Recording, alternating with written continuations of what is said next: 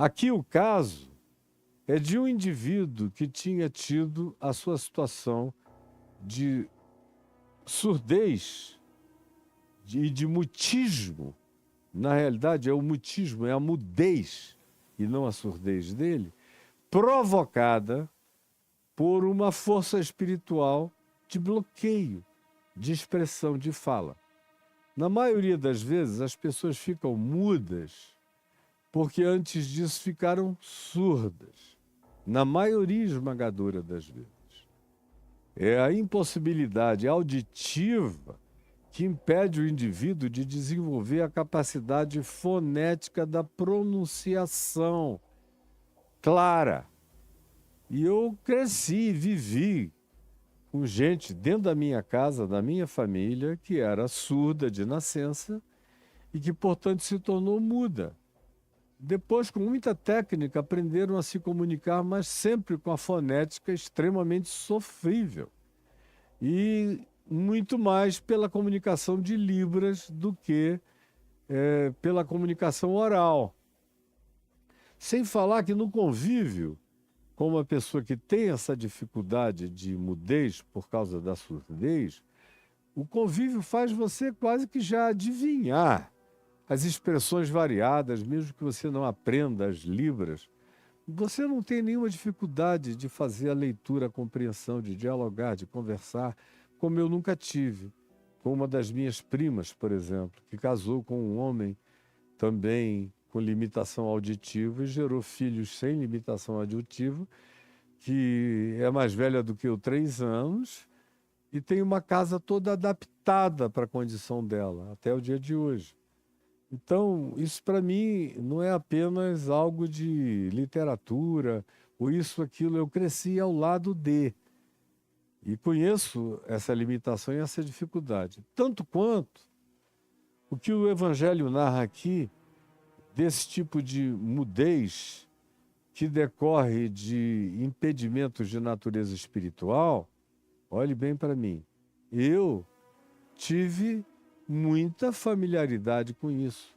No passado, mais do que hoje. Porque pelo tempo, pela velhice, pelo estilo de vida, pelo recolhimento, eu já não ando tão exposto a multidões e multidões e multidões físicas como eu vivi minha vida inteira, num acúmulo de experiências enciclopedicamente extraordinária para mim, pelo que eu sou muito grato a Deus.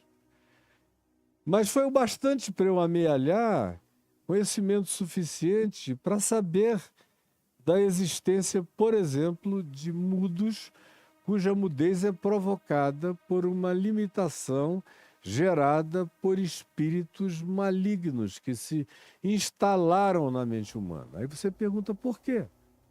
Porque esses entes, se eles são realmente da bolha lá dos nefilins, que não foram nem para uma dimensão nem para outra, e que ficam procurando residências psico-orgânicas para habitarem, como Jesus disse, casas para ocuparem, corpos para penetrarem, até o dos porcos, como no caso do louco da montanha, que a gente viu durante o mês quase todo.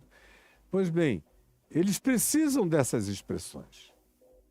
E a gente encontra também uma outra coisa, que é a regular na presença desses seres.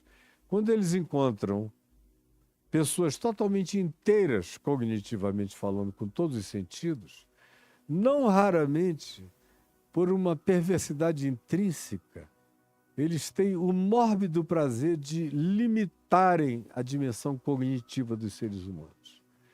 Às vezes a auditibilidade, outras vezes a visualidade, outras vezes a expressão da oralidade.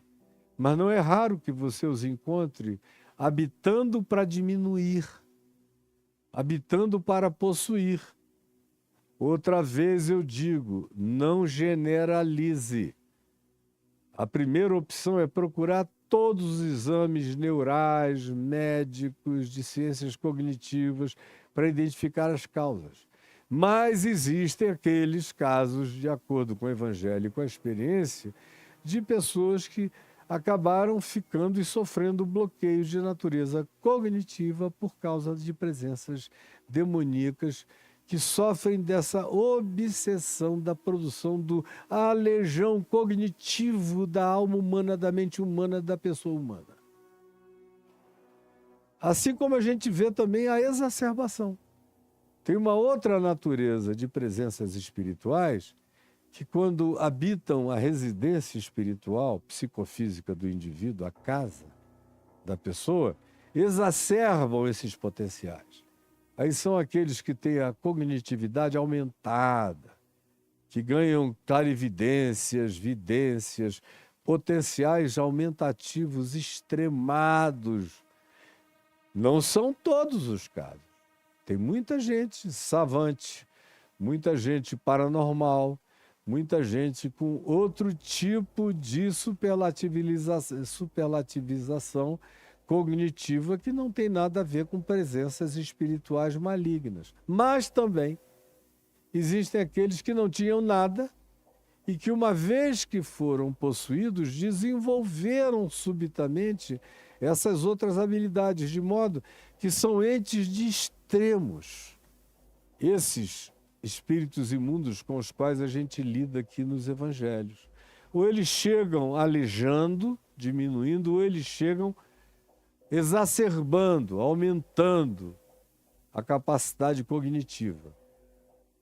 Repetindo pela terceira vez, nem tudo que você veja com essas características será demônio. A maior parte tem que ser tratada do ponto de vista médico, neurológico e com todas as categorias de ciência, as mais avançadas possíveis, porque é infinitamente mais recomendável, mesmo quando seja um caso de possessão demoníaca, tratar um demônio como ser humano do que jamais tratar um ser humano como demônio, porque as consequências traumáticas são horrorosas.